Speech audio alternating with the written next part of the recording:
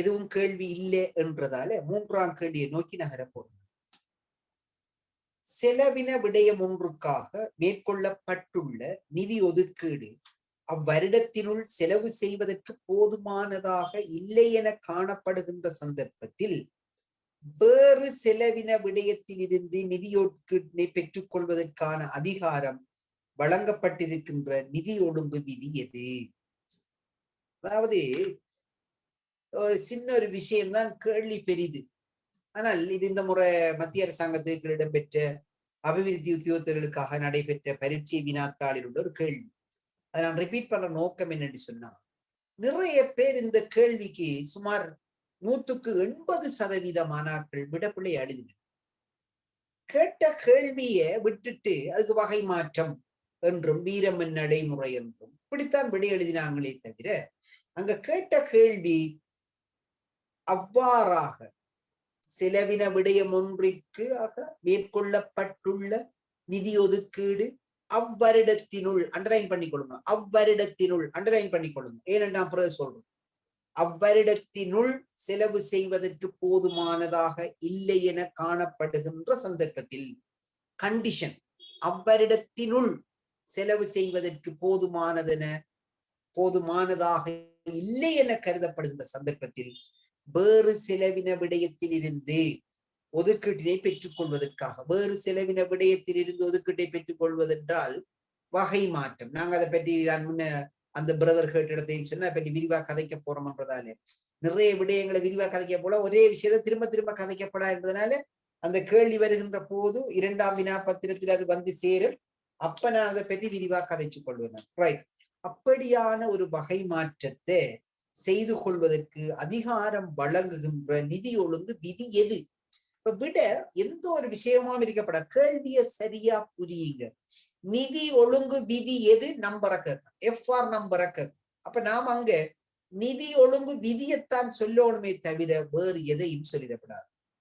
எனவே நமக்கு தெரிய வேணும், ஒரு குறிப்பிட்ட செலவு விடயத்துக்கு என ஒதுக்கப்படுகின்ற ஒதுக்கீடு அந்த குறிப்பிட்ட செலவு விடயத்தை செய்வதற்கு போதுமானதாக இல்லாத போது, செலவு விடயங்களை செய்வதற்கு போதுமானதாக இல்லாத போது பிரயாண செலவு,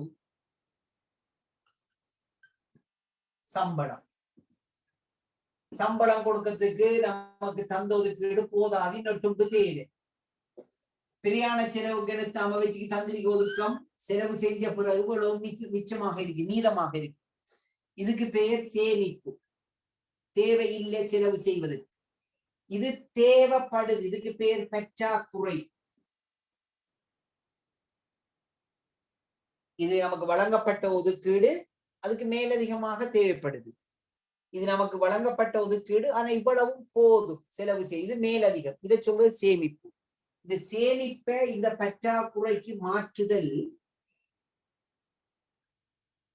வகை மாற்றம் என்று சொல்லு. வகை மாற்றம் சொல்லு. வகை மாற்றத்துக்குரிய ஆங்கில சொல் வீரமென் என்று தமிழ்ல போட்டாங்க. வயமென், வயமென் என்ற ஆங்கில சொல்ல வீரமென் என்று ஆக்கி கொண்டாங்க. அப்ப ரெண்டும் ஒன்றுதான். வீரமென் என்பது ஆங்கிலத்தை நேரடியாக மொழி மாற்றம் செய்வது, வீரமென் நடைமுறை அப்படின்னு சொல்றோம். இப்ப இந்த கேள்விக்கு நிறைய பேர் எழுதின விடை என்னென்றால் வகை மாற்றம், வீரமென் நடைமுறை, இதைத்தான் எழுதினாங்களே தவிர கேட்ட கேள்வி நிதி ஒழுங்கு விதி எது? அப்ப நாங்க விடை எழுதணும். விதி ஒழுங்கு விதி நிதி பிரமாணம் 66 என்ற விடைதான் நாங்க எழுத போறோம். நிதி பிரமாணம் 66 என்கின்ற இலக்கம் தான் கொடுக்க வேண்டுமே தவிர வேறு எந்த ஒரு விடயத்தையும் நாங்க இங்க சொல்லிடப்படாது. இதுல அண்டர்லைன் பண்ண சொன்ன ஒரு முக்கியமான செய்தி நிதியாண்டினுள் என்கின்ற விஷயம். ஏன் அண்டர்லைன் பண்ண சொன்னேன் என்றால், நிதியாண்டு முடிவடைந்த பிறகு என்று வந்தார். நிதியாண்டு முடிவடைந்த பிறகு அப்படி ஒரு நிகழ்வு வந்தால் அதுக்கு விட நிதி பிரமாணம் 69 என்பதாக இருக்கும். நல்லா புரிஞ்சு கொள்ளணும். நிதியாண்டிற்குள் நாங்க இத்தகைய மேலதிகமாக ஒரு தொகை தேவைப்படுகின்ற பொழுது சேமிப்பை மாற்றுகின்ற விடயத்துக்கு பேர் சொல்லுவோம் வகை மாற்றம்.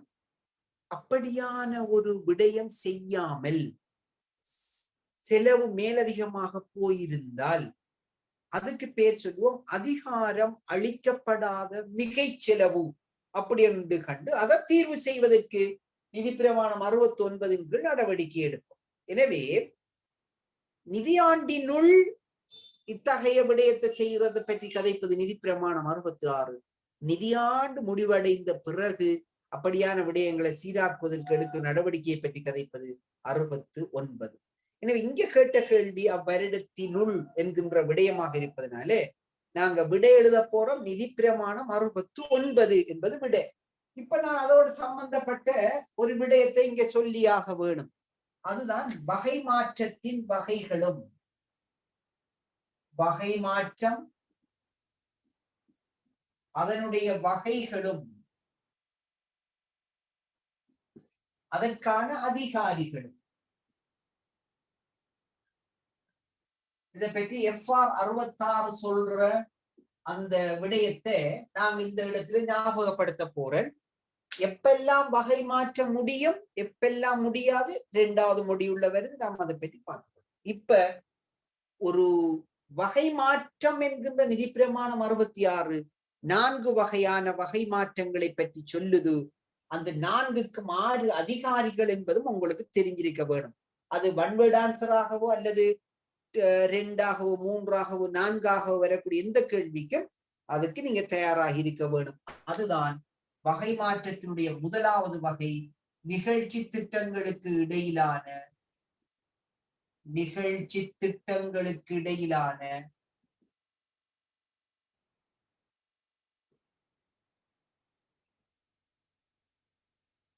நிகழ்ச்சி திட்டங்களுக்கு இடையிலான வகை மாற்றம். வகை மாற்றத்தை நாங்க 4 வகையாக சொல்ல போறோம். ஒன்று சொல்லியிருக்கோம் நிகழ்ச்சி திட்டங்களுக்கு இடையிலான வகை மாற்றம் அப்படின்னு நாங்க சொல்ல போறோம். அதுக்கு 6 அதிகாரி என்பதை பற்றியும் கதைக்க போறோம். இந்த நிகழ்ச்சி திட்டங்களுக்கு இடையில வகை மாற்றம் செய்வதற்குரிய முழு அதிகாரமும் திரைசேரியினுடைய செயலாளரை சார்ந்தது. திரைசேரியின் செயலாளர் திரைசேரியினுடைய செயலாளருக்கு மாத்திரம்தான் இத்தகைய நிகழ்ச்சி திட்டங்களுக்கு இடையில வகை மாற்றம் செய்வதற்குரிய அதிகாரங்கள் வழங்கப்பட்டிருக்குது. எனவே மிக கவனம். திரைசேரியினுடைய செயலாளர் என்ற இடத்துல அது அல்லாமல் பிரதி செயலாளர் என்று கீழே சொல்ல வருகின்ற விடயங்களை நீங்க விடையா கொடுத்தால் சில வேளையில சில இடங்களுக்கு மிக பொருத்தமான விடையை நீங்க கொடுத்தாக வேணும். எனவே திரைசேரியினுடைய செயலாளர் அல்லது திரைசேரியினுடைய பிரதி செயலாளர் இந்த மூலதன செலவுகளை இந்த நிகழ்ச்சி திட்டங்களுக்கு இடையிலான வகை மாற்றத்தை செய்வதற்குரிய அதிகாரியாக மாறுவார். திரைசேரியின் செயலாளர் அல்லது திரைசேரியின் பிரதி செயலாளர். திரைசேரியின் பிரதி செயலாளர் அவர்தான் நிகழ்ச்சி திட்டங்களுக்கு இடையில வகை மாற்றம் செய்வதற்குரிய அதிகாரியாக தொழிற்படுவார். அப்ப நாங்க வகை மாற்றத்தினுடைய வகைகளை முதல்ல விளங்க வேணும். அதற்குரிய அதிகாரிகள் யார் என்பதை தெரிஞ்சிருக்கோம். 2வது நாம சொல்ல போறோம் கருத்திட்டங்களுக்கு இடையிலான வகை மாற்றம். கருத்திட்டங்களுக்கு இடையிலான வகை மாற்றம். கருத்திட்டங்களுக்கு இடையிலான வகை மாற்றம். இதுல 2ஆக பிரிப்போம். நான்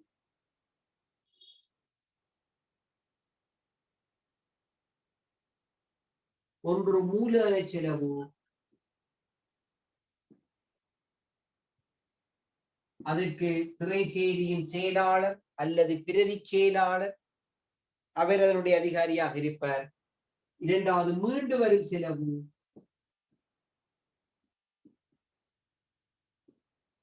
அதற்கும் திரைசேரியின் செயலாளர் அல்லது பிரதி செயலாளர் அல்லது அவரால் பெயர் குறிப்பிடப்படும் நபர் என்கின்ற விடயத்தை நாங்கள் சேர்த்துக்கொள்ளலாம். துறை செயலாளர் அல்லது பிரதி செயலாளர் அல்லது துறை செயலாளரால் பெயர் குறிப்பிடப்படுகின்ற நபர் அப்படி என்பதும் இருக்கிறார். இது மூன்றுக்கும் இங்கே மூலதன செலவாக மீண்டு வரும் செலவாக இருந்தால் அந்த 2 செலவுகளுக்கும் துறை செயலாளர். இங்க ஒரு விஷயத்தை விளங்கணும். நிகழ்ச்சி திட்டங்களுக்கு இடையில மீண்டு வரும் செலவுக்கு மட்டும்தான் நாம் என்ன சொன்னது, மீண்டு வரும் செலவுக்கு மட்டும். அங்க மூலதன செலவை நாங்க அதிகாரம் யாருக்குமே இல்லை மாற்றுவதற்கு. மூன்றாவது விடயம் செலவு விடய வகுப்பு இடையிலான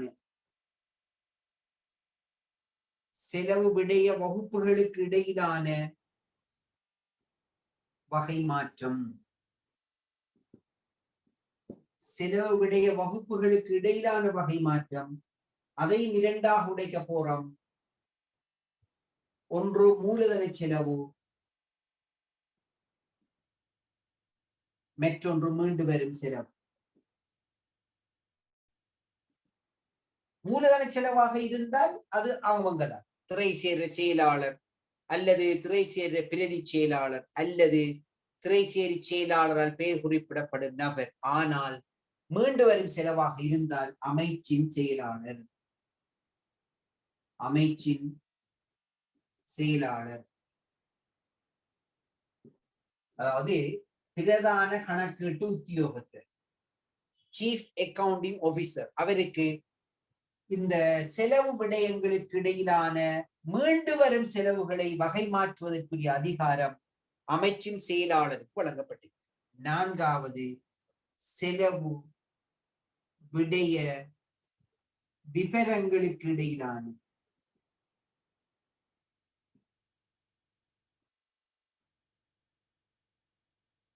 வகை மாற்றம். செலவு விடய விவரங்களுக்கு இடையிலான வகை மாற்றம். இதை நாங்கள் 2ஆக உடைச்சு கொள்ள போறோம். ஒன்று மூலதன செலவு, 2 மீண்டு வரும் செலவு. மூலதன செலவுண்டா இவங்கதான் துறை செயலாளர் அல்லது பிரதி செயலாளர் அல்லது அவரால் பெயர் குறிப்பிடப்படுகின்ற நபர். எந்த ஒரு சந்தர்ப்பத்திலேயும் மூலதன செலவு அதாவது நிகழ்ச்சி திட்டம் தவிர மற்ற எந்த ஒரு சந்தர்ப்பத்திலேயும் மூலதன செலவுகளை மாற்றுவதற்குரிய அதிகாரம் துறை செயலாளருக்கு மாத்திரம் இருக்குது. ஆனால் நிகழ்ச்சி திட்டத்திற்கு இடையில மூலதன செலவு என்பதை மாற்றவே முடியாது. அப்ப மீண்டு வரும் செலவுகளை மட்டுமே மாற்றிக்கொள்ளக்கூடிய அதிகாரம் துறை செயலாளருக்கு வழங்கப்பட்டது. ஆனால் செலவு விடயங்களுக்கு இடையிலான வகை மாற்றம் ஒரு மீண்டு வரும் செலவாக இருந்த அமைச்சின் செயலாளராக இருப்பது போல செலவு விடய விவரம் அல்லது இனம் அல்லது உப இனம் அல்லது கட்டுப்பாட்டு இனம் என்றெல்லாம் சொல்றது சப் ஐட்டம். இது ஒப்ஜெக்ட், இது சப் ஐட்டம்.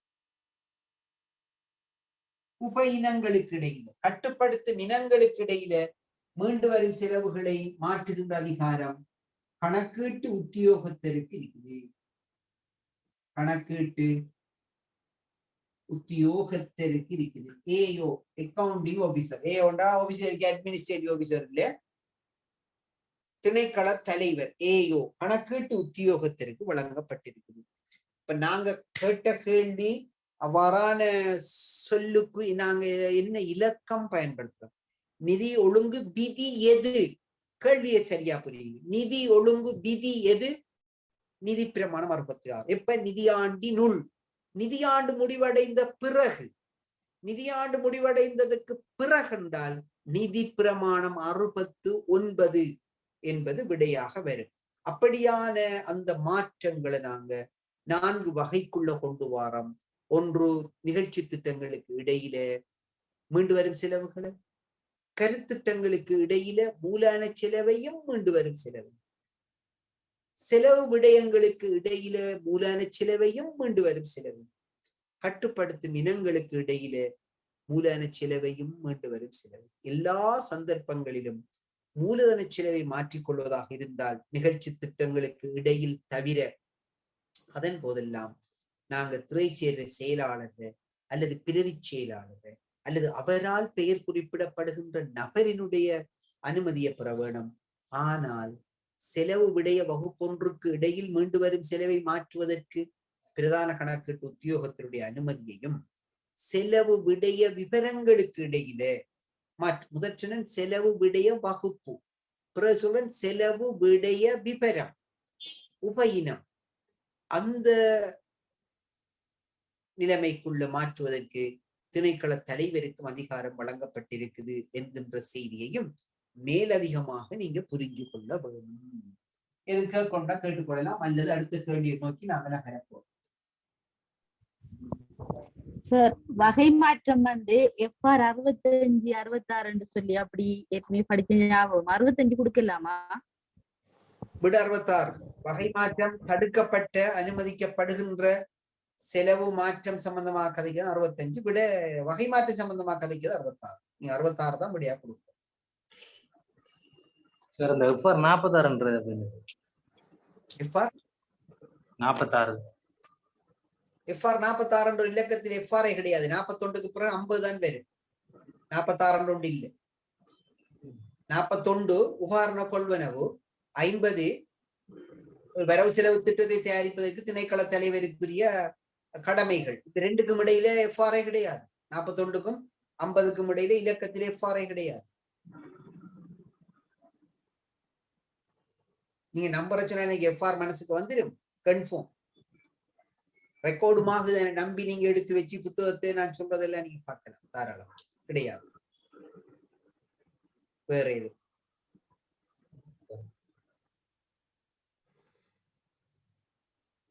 அப்படி கேளுங்க. அதாவது கேள்விதான் ரெண்டு விஷயம்.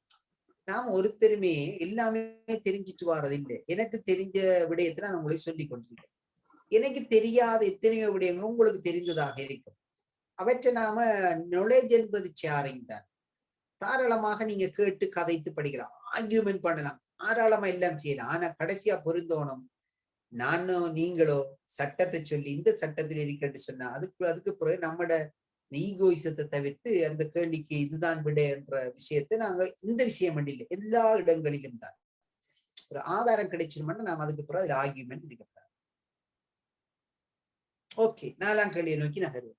இடையில யாருக்கும் கேள்வி வந்தா கூட கேட்டுக்கொள்ளலாம் தாராளம்.